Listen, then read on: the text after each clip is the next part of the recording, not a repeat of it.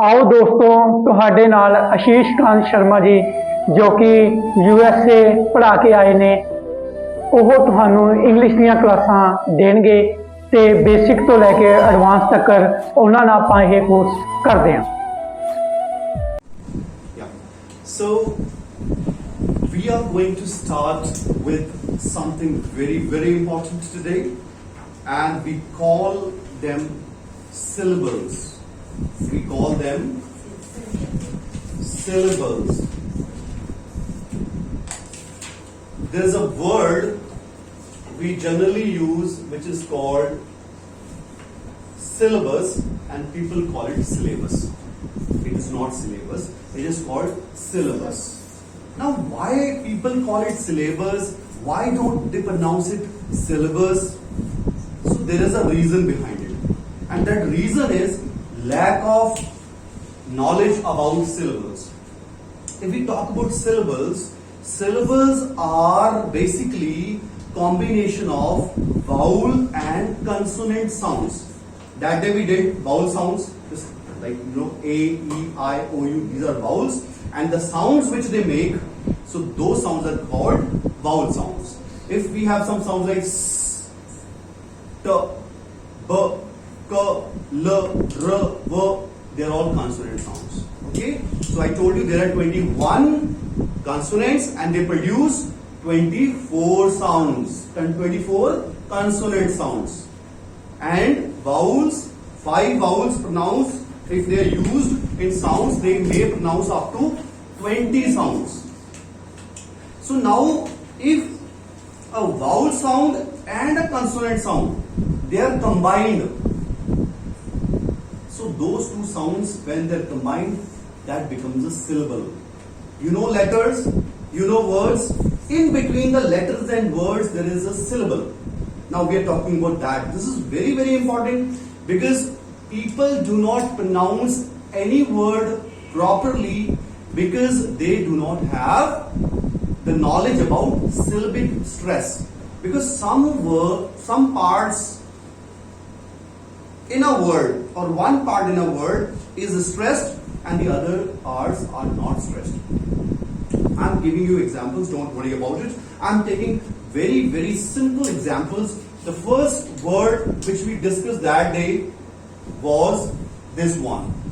There is a problem because people do not know about the syllabic stress, so they mispronounce this word. And I told you about this word also.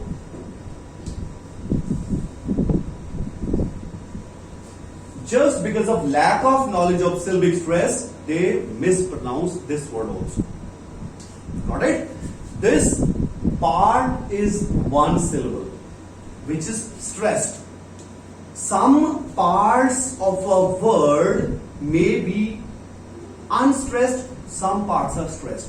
Here this part is stressed.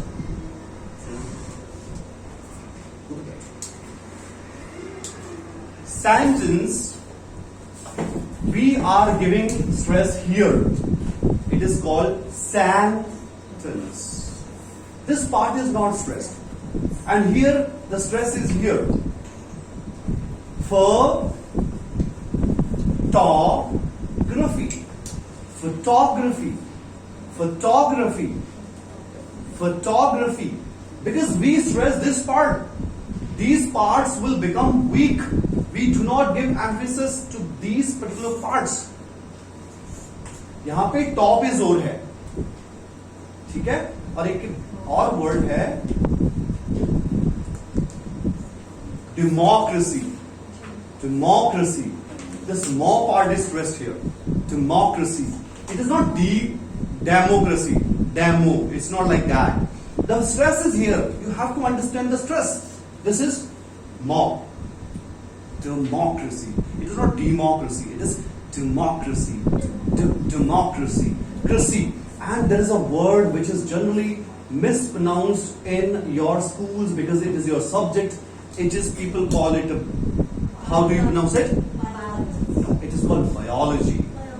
The stress is here. Oh, biology. Biology. Okay? The stress is here. So we are going to discuss syllables today. Syllables means a combination of vowel and consonant sounds. इसमें देखो आप त ओ, ट consonant है, ओ ट ओ, तो ये बन गया आपका ये स ए स ए।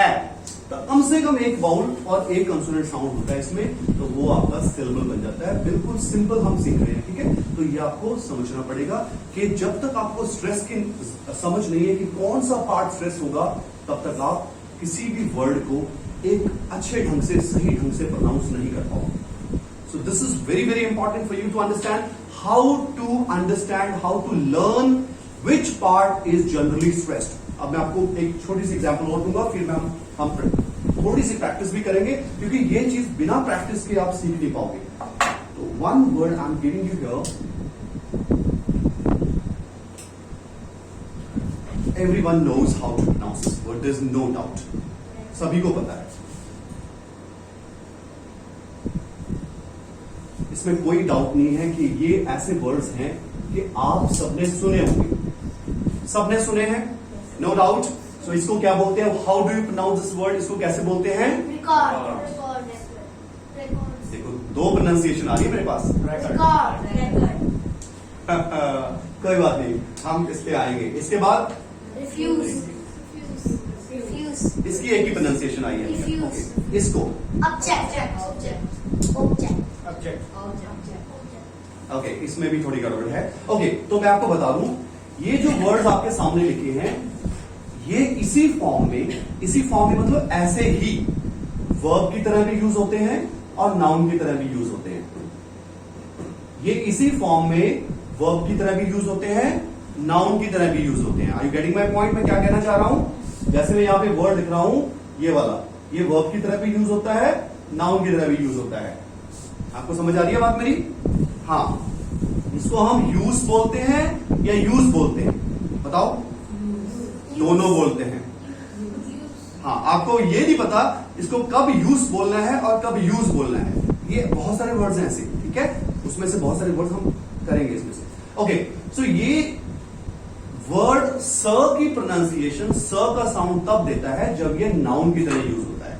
जैसे हम बोले इट हैज नो यूज, इसका कोई इस्तेमाल नहीं है, ठीक है। I do not use it, यहां पे ये वर्ब है, तब ये जो को, जो होता है, जो आपने देखा होगा, जब जो को यहां पे बिंदी लग जाती है, ये वाला साउंड कब आएगा, जब ये वर्ब बनेगा। अदरवाइज ये वाला साउंड कब आएगा, जब ये नाउन होगा। जब ये नाउन की तरह पे होगा, जैसे हम बोले यूज मतलब इस्तेमाल, यूज मतलब इस्तेमाल करना। जब ये इस्तेमाल करना बोलोगे आप, तो it is use.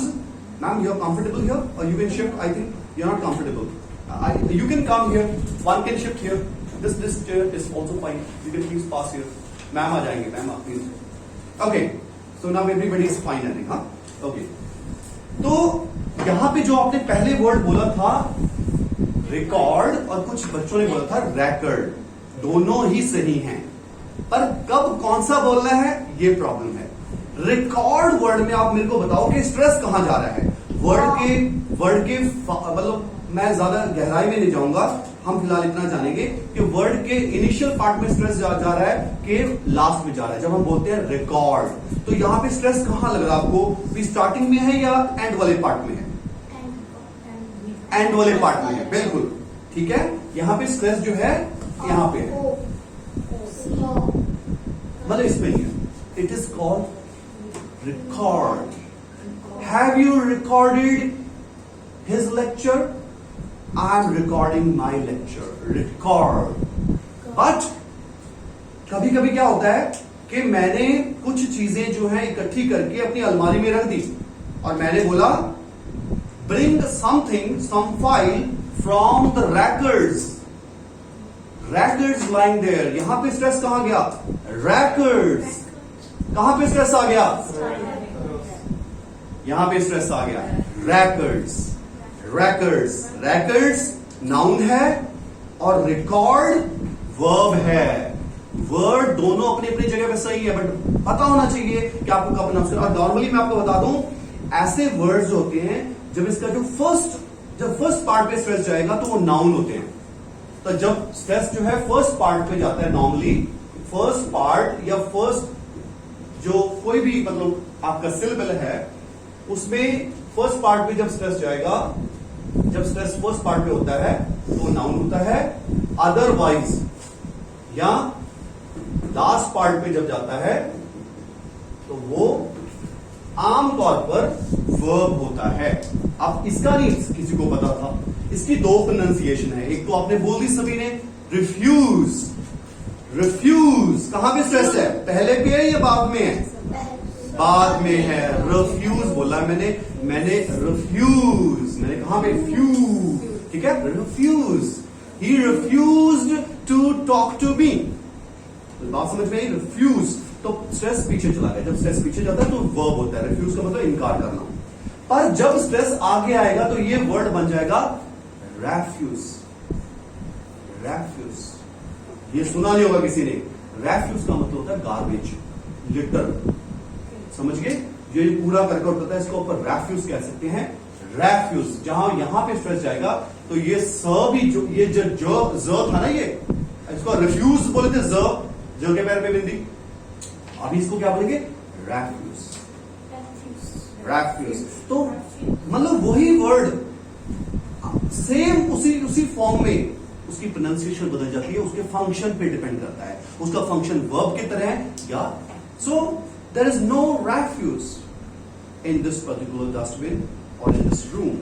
Refuse. Okay, this is called object. First is object. Object. The stress is here. When the stress is here, so we call it a noun. Objects. There's so many objects lying in this room. We have a duster. We have chairs, pens, notebooks, headphones. Lots of things are there. Object जब starting में जाएगा तो object बन जाएगा, और यदि stress यहां पीछे जाएगा, जैसे कि आपने देखा हो कभी जज बोलते हैं ऑब्जेक्शन, वो बोलता है, लॉयर बोलता है objection, I object my Lord, object my Lord. यहां पे ऑब्जेक्ट पे जोर चला गया, पीछे जोर चला गया, ये वर्ब बन गया। ऑब्जेक्ट चीजें, ऑब्जेक्ट किसी चीज पे मतलब कोई, आप पंजाबी में क्या कह सकते हैं इसको, किसी पे मतलब जो आपको कोई चीज पसंद नहीं है, आपको जची नहीं है, तो आपने उस पर ऑब्जेक्शन लगा दिया। जैसे ऑब्जेक्शन लग जाती है ना हमारी, हमने कोई फाइल लगा दी उसमें ऑब्जेक्शन लगी, यहाँ रिजेक्शन लगी, ऑब्जेक्शन है ना, मतलब कोई नेगेटिव चीज है ना, तो वो मीनिंग भी चेंज हो गया। ऑब्जेक्ट एज अ नाउन तो चीजें होती हैं और ऑब्जेक्ट बिल्कुल डिफरेंट हो गया। तो स्ट्रेस से ये चीज आपको समझ में आ जाएगी थोड़ी कि नाउन में नॉर्मली स्ट्रेस आगे आता है और वर्ब में नॉर्मली स्ट्रेस पीछे जाता है। ठीक है, ओके। अभी what we are doing is, syllables दो तरह के होते हैं। अभी तक तो जो आपने देखा, sorry, syllables are of two kinds. ये जो सिलेबल्स मैंने लिखे हैं जो कि वाउल और कंसोनेंट साउंड्स का कॉम्बिनेशन होता है, ये दो तरह के होते हैं। एक को तो बोलते हैं मोनोसिलेबिक, या मोनोसिलेबल्स बोल लो, या इंग्लिश में एक्चुअली दो तरह के वर्ड्स होते हैं सिलेबल्स के हिसाब से। एक्चुअली हर चीज को हिसाब से बांधा जाता है। जैसे मैंने आपको बताया सब्जेक्ट के हिसाब से सेंटेंस तीन तरह का होता है। पहले दिन बताया था ना, सब्जेक्ट के हिसाब से doer of action, receiver of action and action. Subject के हिसाब से वो मेन चीज होती है, रूट्स हैं वो, है ना। और दूसरी बात, सिलेबल्स के हिसाब से वर्ड्स जो होते हैं, डिक्शनरी में जितने भी वर्ड्स आप देखोगे, सिलेबल के हिसाब से उनको दो कैटेगरीज में डिवाइड किया जाता है। The first category is called like monosyllabic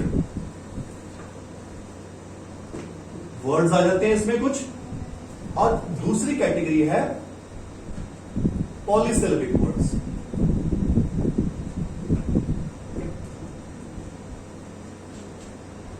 syllables जो हैं दो तरह के होते हैं, मोनोसिलेबिक, पॉलीसिलेबिक। मोनोसिलेबिक कौन से होते हैं और पॉलीसिलेबिक कौन से होते हैं? एक्चुअली मोनो का मतलब होता है वन, सिंगल। पॉली का मतलब होता है मैनी, एक से ज्यादा। ठीक है, ओके। जिस वर्ड में एक ही सिलेबल है, उसमें एक से ज्यादा सिलेबल है ही नहीं है, तो वो मोनोसिलेबिक वर्ड्स हैं। और जिनमें एक से ज्यादा होता है उसको वो पॉलीसिलेबिक वर्ड्स हैं। ठीक है, अभी जो मैंने आपको हैंडआउट्स दे रखे हैं यहाँ पे, इनमें पॉलीसिलेबिक और मोनोसिलेबिक दोनों वर्ड्स हैं। एक तो आपके पास है polysyllabic words. Problem polysyllabic words में आती है प्रोनाउंस करने में उनको, मोनोसिलेबिक में तो प्रॉब्लम आती नहीं है, क्योंकि उसमें किसको स्ट्रेस करें और किसको छोड़ना है उसका कोई टेंशन ही नहीं है ना। पर पॉलीसिलेबिक वर्ड में किस पार्ट को स्ट्रेस करना है, किसको छोड़ना है, ये बहुत जरूरी है। आपके पास एक हैंडआउट है, you can please to share the handout with him. तो देखो, पहले तो आप सेकंड पेज पे आ जाओ, सेकंड पेज पे इसको पलट लो। जो पहले वर्ड, इसमें ए में एक वर्ड है इसको कह सकते हैं, लिस्ट है बनी हुई, अल्फाबेटिकली लिस्ट बना रखी है यहाँ पे alphabetically. So A B C के हिसाब से वर्ड्स दे रखे हैं, ठीक है। पेज नंबर 33, ये वाला पेज है 33, ठीक है, दूसरे नंबर पे, मतलब पेज पलट लो प्लीज, टर्न इट ओवर। यहां पे देखो, ठीक है। तो यहां पे जो ए है, इसका जो पहला वर्ड कह लो, लेटर कह लो, यहाँ पे है सारे वर्ड ही आपको पता है। ए जो है लेटर तो है, पर ये वर्ड भी तो है। ए लेटर तो है, पर ये वर्ड भी है। समझ गए ना बात को? ए ठीक है, आपकी पता ना, जैसे इट इज अ डस्टर, तो ये वर्ड बन गया यहाँ पे, है वो सिंगल लेटर है, सिंगल लेटर वाला वर्ड है ये। यहाँ पे उसके बाद एन है, फिर देखो एक है, फिर एक्ट है, फिर एड है, देख रहे हो आप सारे वर्ड्स। फिर ये एड है, एम है, एयर है, ऑल है, ये सारे मोनोसिलेबिक वर्ड्स हैं। ये आप सारे पढ़ लेना, इसमें कुछ भी टेंशन नहीं है। ये पूरी लंबी लिस्ट है, देखो आगे तक, आगे पूरे पेज देखो कहां तक जा रही है, ये जेड तक। ये सारे मोनोसिलेबिक वर्ड्स हैं। ये वो वर्ड्स हैं जो हम कॉमनली यूज करते हैं। आपकी इंग्लिश में इससे ज्यादा वर्ड्स नॉर्मली नहीं आते। So when you speak in English, you can just go through these words, and I'm 100% sure that you know all of these words. आप में से कुछ बच्चे होंगे जिनको कुछ वर्ड्स के मीनिंग नहीं पता होंगे, अदरवाइज ये सारे वर्ड्स के मीनिंग तकरीबन आपको पता होंगे, ठीक है। आप ये वर्ड्स देख लेना, इनको पढ़ लेना, ये अच्छे वर्ड्स हैं, इनको अपनी इंग्लिश में भी यूज करना। ये सारे मोनोसिलेबिक वर्ड्स हैं, इसमें प्रोनाउंसिएशन को कोई टेंशन नहीं है। अब टेंशन की बात क्या है? टेंशन की बात है पॉलीसिलेबिक वर्ड्स, जहां पे सिलेबल्स एक से ज्यादा होते हैं। तो आपको पता होना चाहिए कि कौन सा पार्ट स्ट्रेस करना है। जो पॉलीसिलेबिक वर्ड्स होते हैं वो अक्सर बड़े होते हैं, वर्ड्स थोड़े लंबे होते हैं। तो आप पहला पेज खोल लीजिए please, come to the first page. ये बहुत लंबी लिस्ट है, इसमें से मैंने आपको थोड़े से वर्ड्स दिया प्रैक्टिस के लिए फिलहाल। ये पी से वर्ड शुरू होता है आपके सामने, कोई प्रोनाउंस करेगा देख के। मैं आपको पहले बता देता हूं, जो यहां पे हर वर्ड में कैपिटल लेटर्स हैं वो स्ट्रेस्ड है। मैं आपको बता रहा हूं, जहां पे जिस वर्ड में आपको कैपिटल लेटर्स दिख रहे हैं वो क्या है? स्ट्रेस्ड है। मैं आपको एक वर्ड पढ़ के सुनाता हूं, एक दो वर्ड्स, फिर आपको पता लग जाएगा। कोई पढ़ेगा फर्स्ट वर्ड? पहला वर्ड पढ़ेगा कोई? आपको इनके मीनिंग्स नहीं पता, कोई प्रॉब्लम नहीं है। मैंने आपको डिक्शनरी डाउनलोड करने के लिए बोला, अपने सेल फोन में डिक्शनरी डाउनलोड कर लो, ऑफलाइन डिक्शनरी डाउनलोड कर लो, offline Oxford dictionary, English dictionary, उसमें आपको ये सारे वर्ड्स के मीनिंग भी मिल जाएंगे। यहाँ पे हम प्रोनाउंसिएशन पे फोकस कर रहे हैं, स्पेशली सिलेबिक स्ट्रेस के लिए को ध्यान में रखते हुए, ठीक है। तो यहाँ पे वर्ड क्या है? यहाँ पे क्यूल, जो क्यूल वर्ड है, क्यूल को स्ट्रेस किया हुआ है। तो क्यूल को स्ट्रेस करके बाकी को अनस्ट्रेस कर दो। ऐसे नहीं कि उसको भी स्ट्रेस करो, उसको भी स्ट्रेस करो, बाकी को छोड़ना पड़ेगा आपको, बिल्कुल ढीला छोड़ना पड़ेगा। तो कैसे बचेगा? क्यूलियर। क्यूलियर एक वर्ड होता है, आप इसको प्रोनाउंस करो। आप ये सारे वर्ड इसमें आएंगे। एक वर्ड होता है, ये तो आपने सारे में सुने होगा, FAMILIAR। कोई बोलेगा इसको? बोलो। हाँ, इस पे जो स्ट्रेस है यहाँ पे है, तो ये बन जाएगा फैमिलियर नहीं, फैमिलियर। हाँ, मिलियर। तो स्ट्रेस इस पे है, तो इसकी प्रोनाउंसिएशन, एक बंदा बोलेगा फैमिलियर, एक बंदा बोलेगा, तो you can come here, this will be better for you, familiar. Okay, this was actually today was a very important topic, familiar. आप you will please share the time being familiar, right? So यहां पे एक next word है, अगला word देखो क्या लिखा है, पढ़ेगा कोई? पेडेस्ट्रियन। यहां पे पेडेस्ट्रियन, पेडेस्ट्रियन कौन से होते हैं लोग? जो वॉकिंग करते हैं, वॉक करते हैं ना, फुटपाथ पे चलती है, साइड पे चलते हैं, वॉक करने वाले सारे लोग जो हैं उनको पेडेस्ट्रियंस बोला जाता है। I am not going into the meanings, मैं यहाँ पे मीनिंग की बात नहीं कर रहा। यहाँ पे ये जो लिस्ट आपके सामने है, इसमें जो कैपिटल लेटर्स लिखे हुए हैं इनको हमने स्ट्रेस करना है। हमारा जो टॉपिक थोड़ा छूट गया पीछे, so we can discuss it later. So इसको सेकंड जो कैपिटल लेटर्स है सिर्फ उनको स्ट्रेस करना, बाकी को ढीला छोड़ देना है। पेडेस्ट्रियन बोलो, पेडेस्ट्रियन, पेडेस्ट्रियन भी बोल सकते हैं, पेडेस्ट्रियन। उसके बाद है पेनल्टी, लोग इसको कहते हैं penalty, it's not penalty, it's penalty. तो जोर देखो, आपको पैन पे है तो पैन पे जोर देना है, बाकी को ढीला छोड़ देना है, it's penalty. Okay, next we have, उसके बाद वर्ड है पेनिट्रेट, पेंसिल, पेंसिल। तो थोड़ा सा एग्जैजरेट हम करेंगे यहाँ पे, थोड़ा सा ज्यादा स्ट्रेस देंगे, आमतौर पर इतना ज्यादा नहीं होता, बट हम सीख रहे हैं तो हम ज्यादा देंगे तो इसको, क्योंकि इसको बोला पेंसिल। ओके, ये हम तकरीबन सही बोलते हैं। उसके बाद है पेन, पेनिट्रेट है ना, सो पैन पे जोर देना है, पेनिट्रेट, पेनिट्रेट। उसके बाद है पैनी, वर्ड पे पैनी, पैनी। ओके, पेंशन, तो जरा पेंशन। यहाँ पे कुछ वर्ड हम सही प्रोनाउंस करते हैं, कंफ्यूज नहीं होना। आप हो सकता है इनमें से बहुत सारे वर्ड सही प्रोनाउंस करो, पर जो गलत आप प्रोनाउंस करते हैं वो भी हम बताएंगे आपको। नेक्स्ट वर्ड है people, people. Okay, people. Then we have paper. इसको थोड़ा सा आपको पता है, इंग्लिश जो लोग होते हैं उनका जो प साउंड होता है ना, वो प प्रॉपरली प्रोनाउंस नहीं करते, और ट को भी प्रोनाउंस नहीं करते, ठीक है, और क को भी प्रोनाउंस करते। क भी उसका क और ख के बीच में ना, वो हैट, तो कैट नहीं बोलते।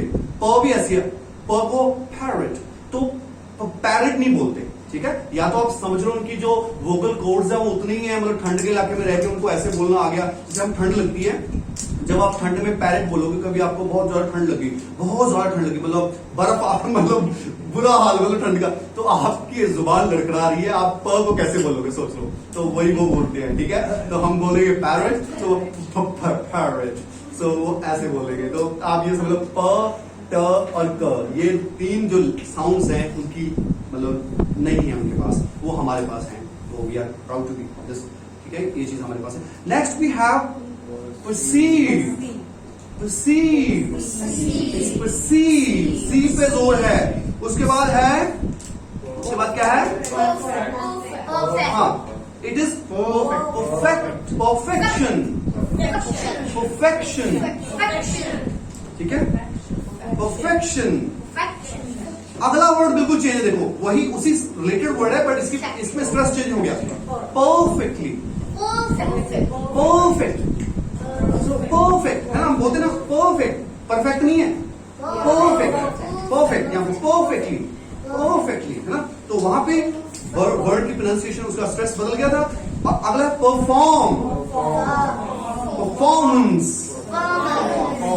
परफ्यूम, इसको लोग बोलते हैं perfume, it is perfume, perfume, it's perfume. Okay, American थोड़ा र को बोलने की कोशिश करते हैं, जो ब्रिटिशर्स होते हैं र नहीं बोलते, वो र कम बोलते हैं, ठीक है। सो ये परफ्यूम और परफ्यूम, जैसे ब्रिटिशर्स क्या बोलेंगे, परफ्यूम, तो प पे जोर देंगे, perhaps, perhaps, उसका इसमें प अकेला प ही है, periods। आपको पता है अमेरिका में पीरियड फुल स्टॉप को भी बोलते हैं। आपको वहां बोलेंगे, ma'am you haven't put the period here, so period, आपका पीरियड क्या है, period is the full stop, जो हम यहाँ पे फुल स्टॉप बोलते हैं, दे कॉल इट पीरियड।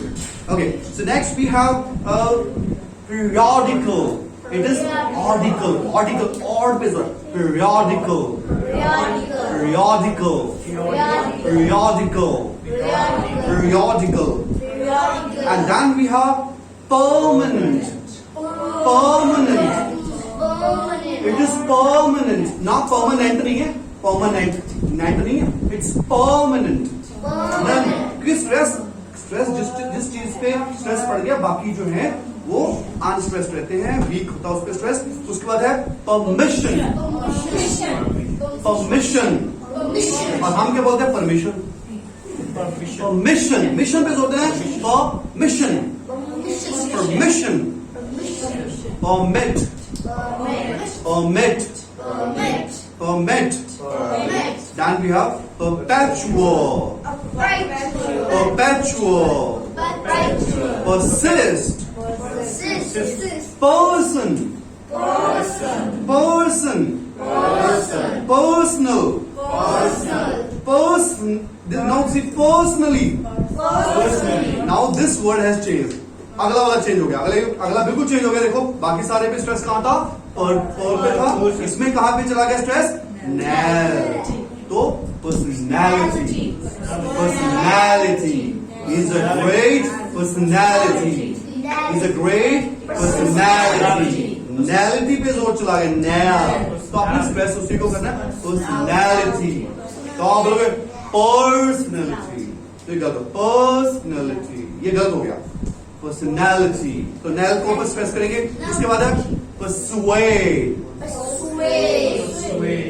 उसके बाद persuasion, persuasion वहीं से वर्ड बना हुआ है ये।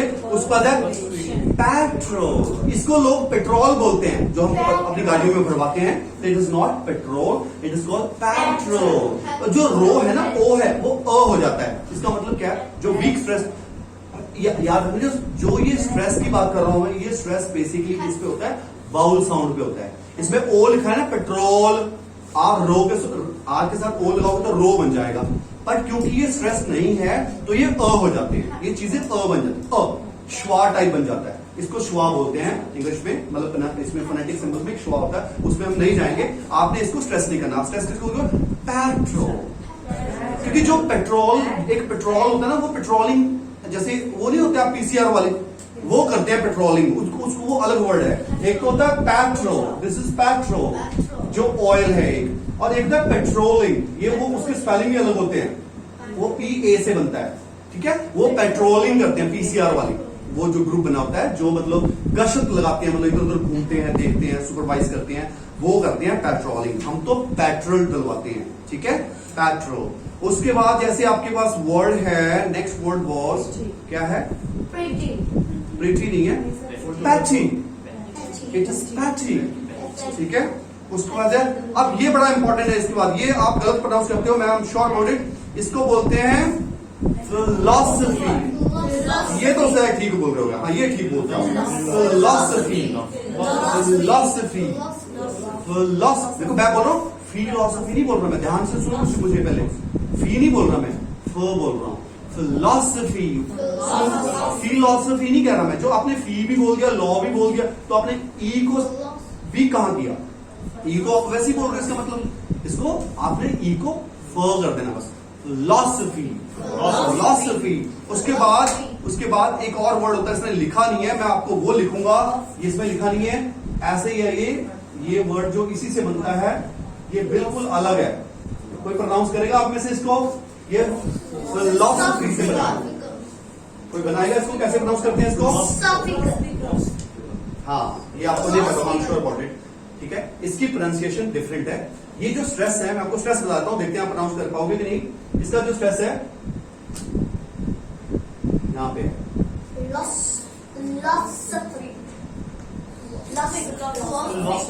फिलॉसफी तो आपको पता है, फिलॉसफी, लॉ, यहाँ पे स्ट्रेस लॉ पे था ना, उसमें ये वर्ड चेंज हो गया, फॉर्म चेंज करने से इसका स्ट्रेस भी बदल गया। यहाँ पे स्ट्रेस है, कोई प्रोनाउंस आप अभी भी प्रोनाउंस करके दिखाओ, आप देखिए प्रोनाउंस नहीं करते। इसको बोलते हैं फिलोसॉफिकल।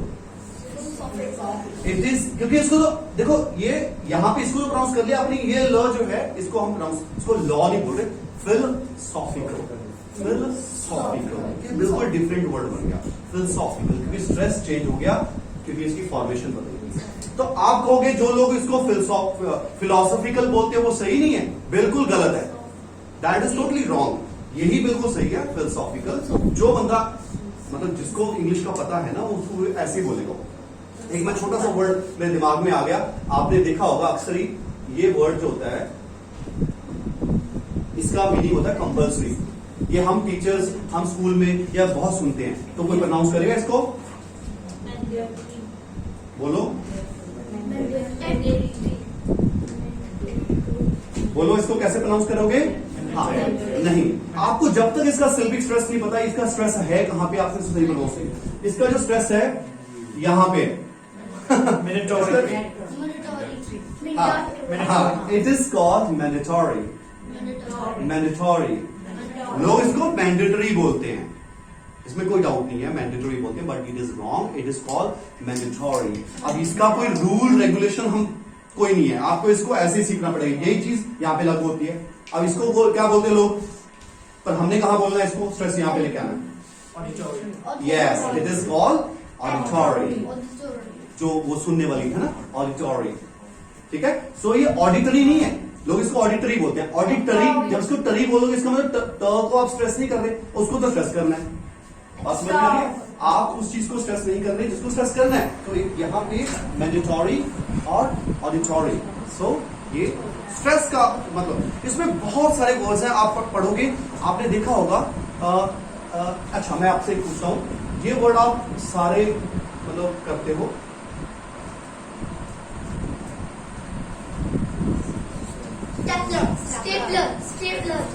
Stapler.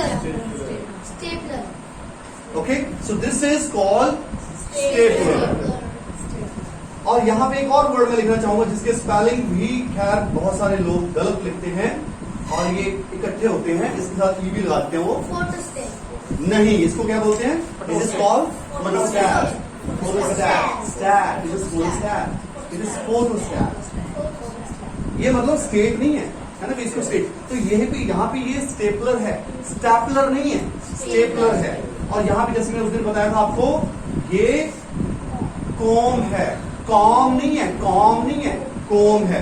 यहाँ पे एक वर्ड होता है ABSORB, इसको लोग बोलते हैं एब्जॉर्ब।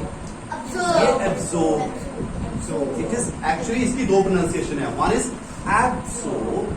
यदि यहाँ पे एब्सॉर्ब का मतलब किसी चीज को सोखना, या है ना, यदि नाउन के तौर पे यूज करोगे it becomes absorb, otherwise absorb, absorb, absorb. Okay, मतलब यहाँ पे मेन चीज है ज़ोब है, ज़ॉब नहीं है, एब्सॉर्ब नहीं है, एब्सॉर्ब। Got it? सो ये कुछ चीजें जो है अभी हम थोड़ी ड्रिलिंग करेंगे, इसके साथ कुछ वर्ड्स और करेंगे, ठीक है। ये जो चीजें आपको मैंने बता दी हैं, ये you have to keep in mind. So this was all about syllabus.